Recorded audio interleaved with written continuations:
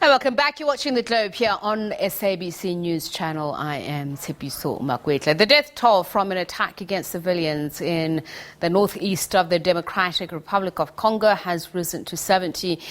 That's according to local authority in the Ituri province. At least 60 people were killed and more than 50 others seriously injured by armed assailants at a camp for internally displaced people on Wednesday. Humanitarian workers there have described the attack as one of the deadliest in the province in many years.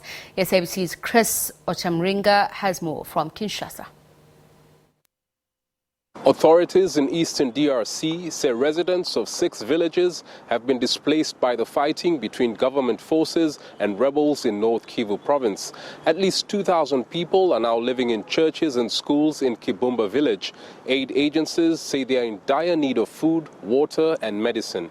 Fighting broke out last week after suspected rebels of the M23 group attacked a Congolese army position in Rutshuru territory. A civil society organization in the area reported that 29 soldiers were killed in that attack. The DRC army confirmed the attack but did not give details of the casualties. According to the UN, the east of the DRC has more than 100 armed groups. Many of them are fighting over land, ethnic rivalries and the control of mineral resources. Chris Ochamringa, SABC News, Kinshasa.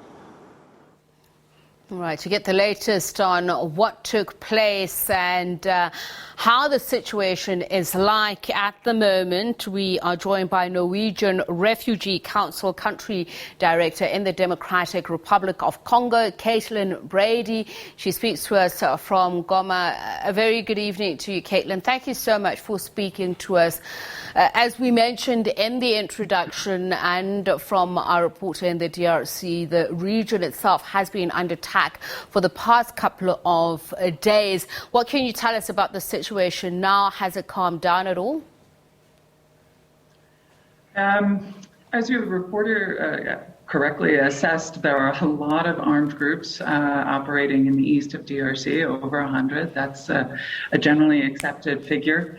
And they all have their local areas of control.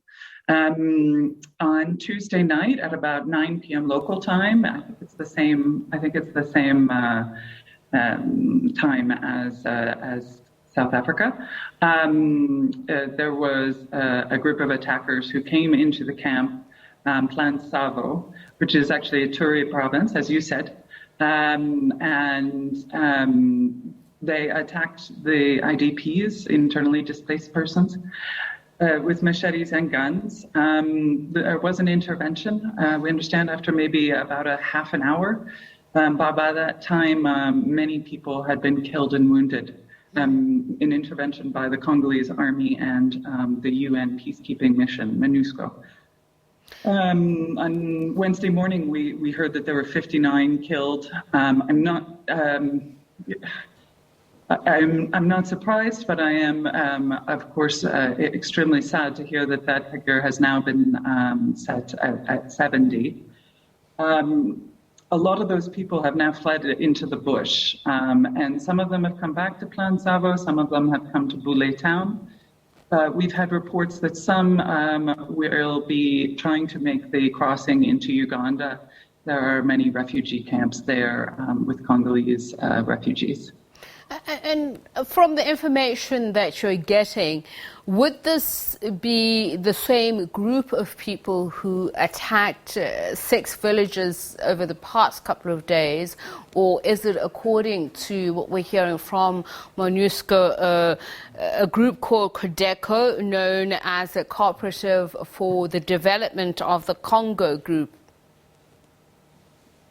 I have certainly seen the news that it was identified as an offshoot of that group. There are many ethnically aligned militias operating in the area of Djugu territory in Ituri. Some are not ethnically aligned, but most are. There's a lot of competition for resources, for land, for political power, and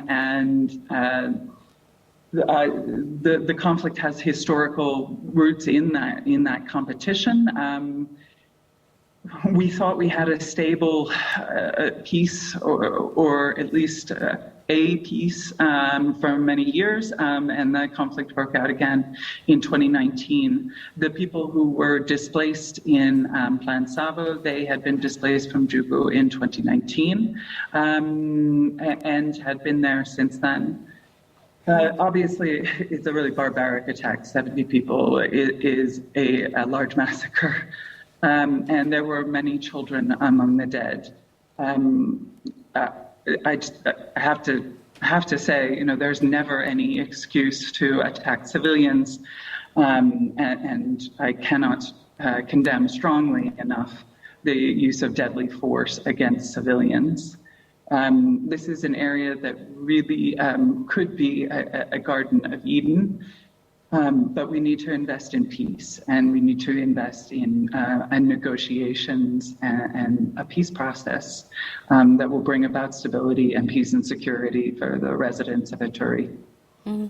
I mean, how possible is that for humanitarian groups to do their work amidst all of these insecurities? As you say, some of them, the groups have ties to ethnic groups like the ADF, which is said to be aligned to the Tutsi population in the DRC. And then there are groups like the Mai Mai, which have been accused of being behind some of the most heinous crimes in the Democratic Republic of Congo. All in all, it's about 120 rebel groups. So how difficult does this make your job to reach those who are constantly under attack, and as you say, who find themselves every so often having to flee into the bush or trying to flee the country to find a place of safety?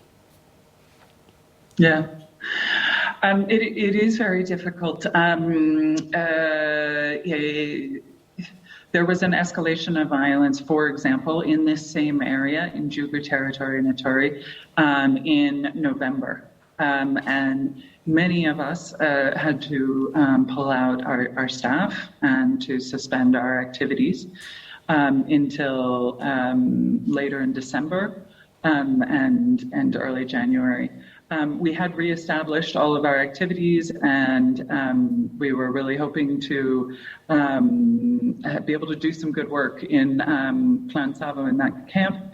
We provide shelter, so housing construction, and construction of latrines, construction of showers. We were really hoping to have access for a little while anyway. At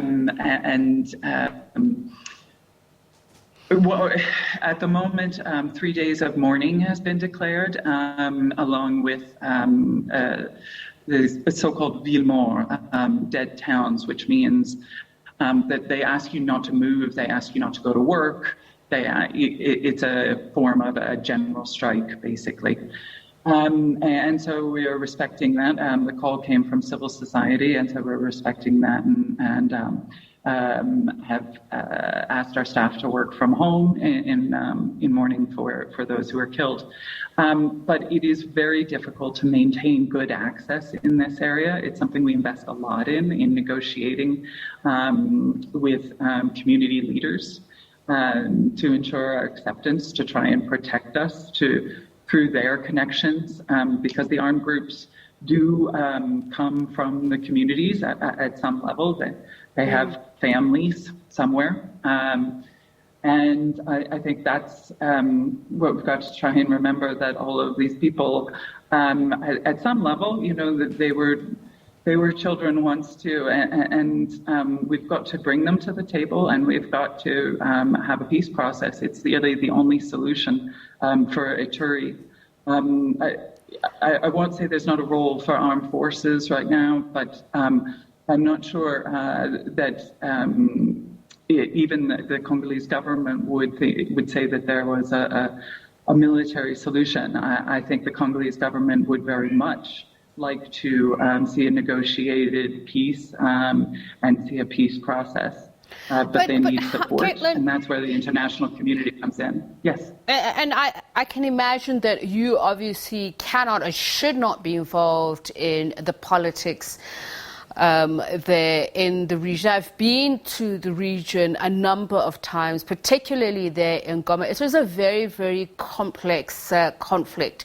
It is said that 60% of the violations are committed by the militants, 35% by state security forces. MONUSCO itself, which was said to, I think you mentioned that, have intervened in this latest attacks, and they've been deployed there to prevent further such incursions, have themselves had a finger pointed at because they have been accused, that's been found, that they've been involved in this. So how do you go about doing your work, not stepping on anybody's toes, but ensuring that you give the humanitarian aid that is needed?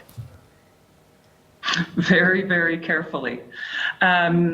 We assess. Normally what happens is we try to make sure that there's a separation of roles between assessment and giving aid, so that we root out any potential corruption within our own organization. And we try to be transparent and fair to ensure acceptance on the ground. How do we work in the context of this conflict? We invest a lot in our own security management. We invest a lot in our own monitoring. We coordinate a lot with other organizations, share intelligence. And frankly, we try and talk to everybody. As a neutral party, we try and talk to everybody. There are some groups that it's really hard, if not impossible, to talk to. But as a neutral humanitarian organization, we are in principle open to speaking to absolutely any of the armed groups in the area. It is hard, though, as you suggested. It is a very complex environment, and kidnapping is an issue, and humanitarians are targeted with that in some areas. So we do have to be very careful, and we do have to prioritize the security of our staff and make sure that we're being responsible to them and their families. Yeah. As you mentioned, kidnappings is not only of humanitarian organization personnel, but you spoke of the fact that some of these militants are from the communities, and we know what has happened is that throughout these attacks there are executions, and the most vulnerable that are left behind, the women and the children, are often taken by the militants themselves and used as slave labor. They are inducted into the conflict forcefully, and they then become agents of whatever cause the militant group is fighting. I wonder just how much has government forces helped in having some sort of a safe passage, or if even a no-go zone area where people can feel safe. I understand from news reports that particularly in Ituri and North Kivu provinces, which is where the violence has been intense over the past couple of years, that there's a state of siege, giving exceptional powers to the army and police. Has that alleviated the constant attacks and insecurity, or does it also make it even more difficult to deal with? I think the état de siège, or the state of emergency that's been declared, to some extent, that has been, I assume, declared in order to enable further military operations. And when there are additional military operations, we, as humanitarians, we obviously try and steer clear of that. I'm not sure if I'm qualified to comment on whether or not they've been making good progress. I think on the protection side, I would like to comment, and I would like to say that there are so many displaced people. There's 750,000 in Djugu, we think, 1.5 million in Ituri, 5 million displaced people in eastern Congo. And then there's everybody in their little villages. And then there's the people in the towns. And when you have armed groups that don't hesitate to use deadly force, machetes and guns against civilians, and in IDP camps, then it becomes a really major challenge to provide protection to all of these people. It's almost an impossible job for the Congolese government and for the Congolese army. Doesn't mean they shouldn't try, and of course they are trying. But what we need is a peace agreement. The military cannot possibly protect every single civilian in eastern Congo. What we need is peace. And I understand that figures that somewhere in the region of 19.6 million people who are in dire need of assistance in the DRC, and the DRC itself has a large population and large tracts of land which are rural, which also makes it difficult to police. What would you say to the international community, in achieving peace? Obviously, as we mentioned, it's a complex conflict that also involves neighboring countries and other external forces. But what would help bring about peace, and more importantly, what humanitarian aid is needed now at the moment, particularly to get it to those far-flung areas that are very difficult to reach? People are hiding in mountains and forests because it's the safest place for them. Yeah, absolutely. On an immediate basis, people who are displaced need shelter, water, sanitation, food or cash to buy food if they're in proximity to a market. And they might need other support. They might need help to find their children who are missing. Their children might need help to find their families. They might need some psychosocial support. They might be traumatized. In particular, I think that is relevant for the children who have experienced so much conflict. In the long term, as you mentioned, there is a regional dimension to what's happening in eastern Congo. And I think it's incumbent on the international partners of the DRC to support the DRC, to work with those partners and to identify potential spoilers, to bring people to the table, to find political solutions, to ensure that land tenure is secure and fair, and that the legal framework for that land tenure within the DRC is secure and fair. And in the long term, the DRC government and the army and the national police do need to provide security and stability and a justice system that serves their people. But they're going to need help to do that. And I think we potentially, because we've been here for so long, MONUSCO has been here for a long time. The humanitarian effort has been here since 1994, following the genocide in Rwanda. Because we've been here for so long, we've maybe become accepting of the conflict. And instead of calling for peace, we call for protection. And I want both for these people. I think, the only solution is that the conflict ends. We do have groups that are willing to negotiate, that enter into what we call cantonment.